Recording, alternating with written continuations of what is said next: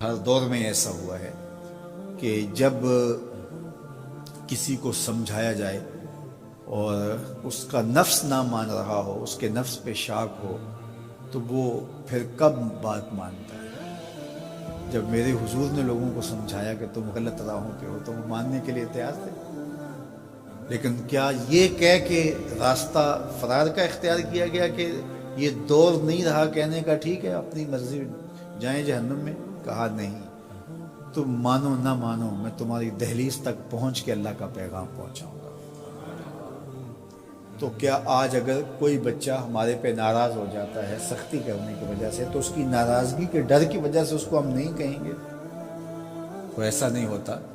وقتی طور پہ اگر اس کو سمجھ نہیں بھی آ رہی، لیکن ایک وقت آئے گا وہ سمجھے گا کہ میرا خیر خواہ یہ تھا۔ وہ استاد، وہ مربی ہمارے جنہوں نے سختی کی ہمارے اوپر، اور پھر آج ہم کسی منزل پہ اگر پہنچے تو ہم ان کے شکر گزار ہوتے ہیں کہ نہیں ہوتے؟ کہ فلاں استاد فلاں زمانے میں بڑی سختی کی لیکن ہم پڑھے ہی اس کی وجہ سے۔ تو ماں باپ سختی کرتا ہے، بچپنے کی عمر، لڑکپن کا زمانہ، تو اولاد کو بعض کا ماں باپ کی باتیں جو ہیں وہ اچھی نہیں بھی لگتی، لیکن ماں باپ کا ایک حیا ادب ہوتا ہے تو قبول تو ان کو کرنا ہی پڑتا ہے۔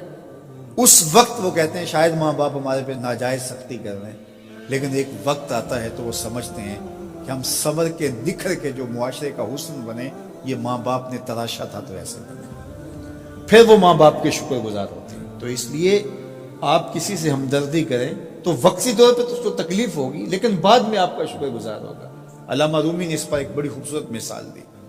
کہتے ہیں ایک شخص درخت کے نیچے لیٹا ہوا تھا اور خراٹے لے رہا تھا، ایک چھوٹا سا سانپ آیا اور اس کے منہ کے اندر گھس گیا، اور ایک شخص گزر رہا تھا، اس نے دیکھ لیا۔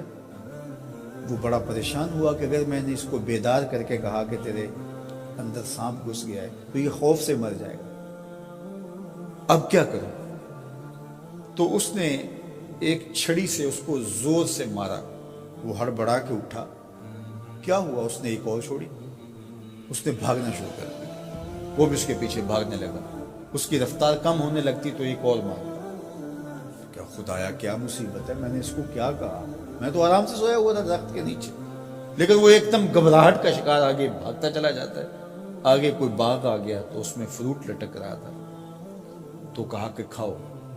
عجیب آدمی ہے، مارتا ہے اور کہتا ہے کھاؤ۔ اس نے کھایا، کہا اور کھاؤ۔